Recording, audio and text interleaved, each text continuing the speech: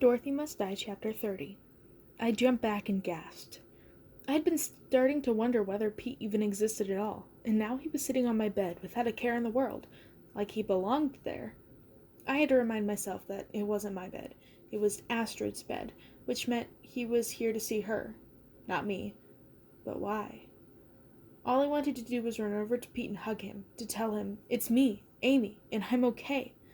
I wanted to tell him about Mombi and the Order, and about Gert, and how she had died. About why I was here and what I was going to do. I couldn't tell him any of those things, though. I closed the door behind me just in case anyone passed by in the hallway, and then tried to get my head together. "What are you doing here?" I asked in the most non-committal voice I could manage. I didn't want to seem too surprised to see him. I still didn't know why he was in Astrid's room. But what if they were friends? A thought struck me. What if they were a thing? That would be awkward. Pete stood up from the bed. His face spread into a wide grin, and he stepped over to me and wrapped his wiry arms around me in a huge hug. I didn't let myself give in to it, but I didn't fight it either. "You made it," he said, sounding choked up. "You're here." My entire body stiffened. I'd pull myself out of his grip and push him away. "Of course I'm here. It's my room." I came as soon as I could. Sometimes it's hard for me to get away. I didn't know what Pete was playing at. Yes, he had been kind to me. He had been my friend. But he'd been cagey, too, and I still didn't know who or what he was. I still didn't know if I could trust him, given what I knew now from the Order. As much as I wanted to, I knew that I couldn't. Nothing was safe around here. "I don't know what you're talking about," I said carefully. "And I'm not supposed to have anyone in my room. You should leave." Pete put a soft hand on my shoulder. "It's okay, Amy," he said. "You don't have to pretend. I know it's you. Your secret's safe with me. At least it's safe as Star is."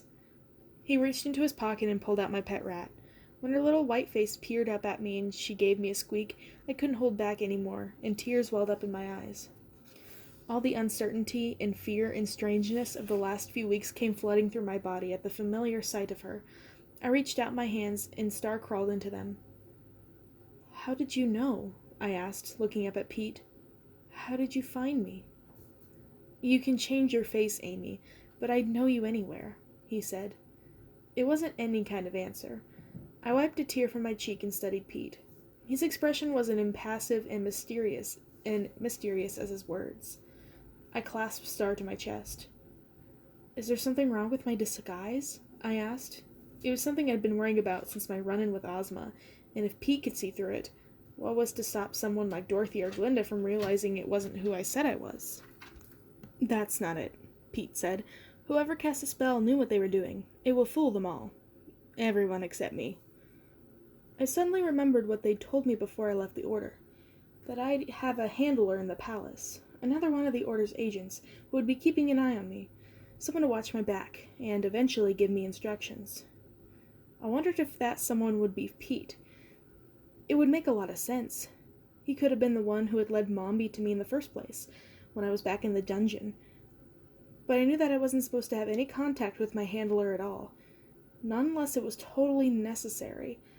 I wasn't even supposed to know who it was. If it was Pete, I was pretty sure he wouldn't be risking the plan by sneaking into my room.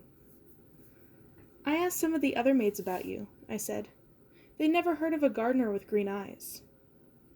"Yeah, they don't really know me around here," Pete replied. He sat back down at the edge of my bed. I stayed standing. "You told me before that you worked here." "I do. It's complicated." Complicated. The word thudded between us. It was my least favorite word. Dad had used it just before he left me and Mom and never came back. I felt myself getting angry again. "How am I supposed to trust you when you won't tell me the first thing about you?" I asked, my voice rising. I'd used up all my subtlety in my conversation with the wizard. I was done with all this coy crap. "It's complicated, Amy. I can't tell you, Amy. It's such bullshit. You need to start explaining." As I raged, I felt my palm open. Magic tingled my fingertips like they were itching, and I knew it was my knife. It wanted to come to me. Whether or not I trusted Pete, my knife didn't. It was trying to tell me something. That he was dangerous. For now, though, I willed it to stay out of sight. I'd already slipped with my magic once today. It couldn't happen again. Pete sighed and looked up at me with apologetic eyes. "Look," he said, "I don't work at the palace exactly. Not inside, at least. I'm not really even supposed to be in here. I work on the grounds, in the greenhouse." The greenhouse. I'd seen it from the window when I'd been cleaning. I sat down next to him on the bed. It made sense. Sort of. At the very least, it explained why he always smelled vaguely of flowers. It didn't explain everything, though. I knew in my gut that there was more to the story. But wasn't there always more to everyone's story around here? To survive in Dorothy's Oz, a person had to have their secrets. I would let Pete keep his. For now. "How did you get back here?" he asked me. "Why are you back here after what almost happened? Who disguised you? Who are you working for?" He took my hand in his and clasped it tight, but I looked away. If Pete could have his secrets, I could have mine too. "Long story," I said. Pete frowned, but I didn't care. I was just giving him a taste of his own medicine. "I have time," he said. "Good. That means you have time to tell me about the wizard," I replied, reminding myself to stay focused on my mission. Pete bit his lip. "Okay," he said, disappointment in his voice. "If that's what you want to talk about." "Spill it," I commanded. "There's not a lot to tell," he said, averting his eyes. "I don't know a lot about the wizard. No one does."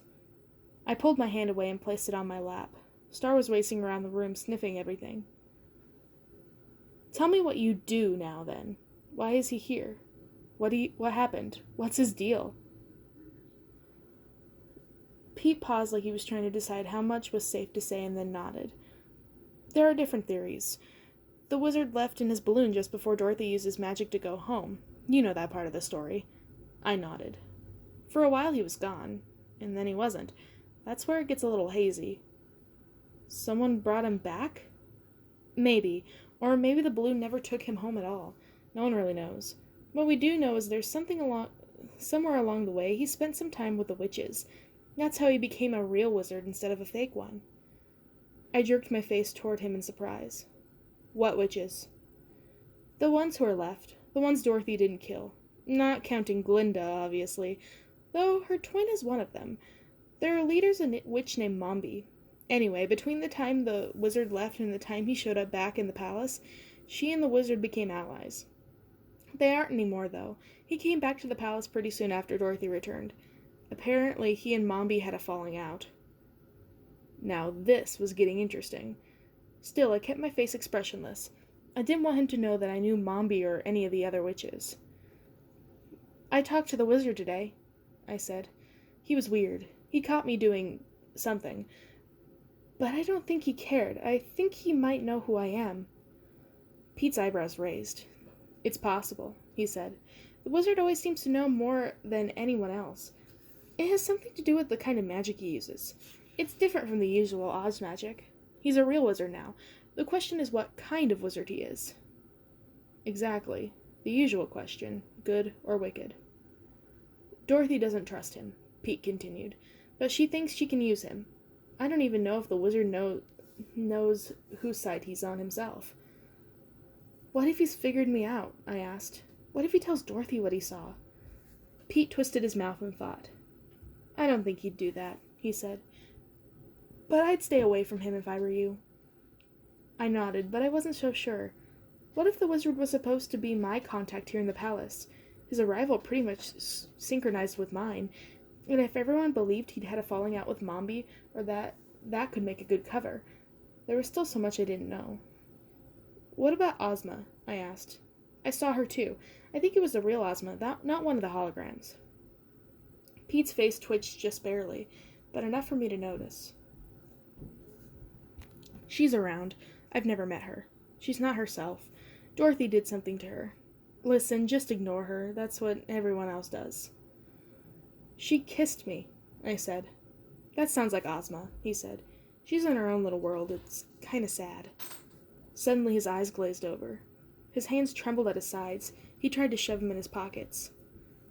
"Pete?" He began to flicker. "I have to go." Before I could stop him, Pete slipped out the door and into the hallway. He didn't even say goodbye. At my feet, Star tittered and scratched. I picked her up and snuggled her against my chest, sighing.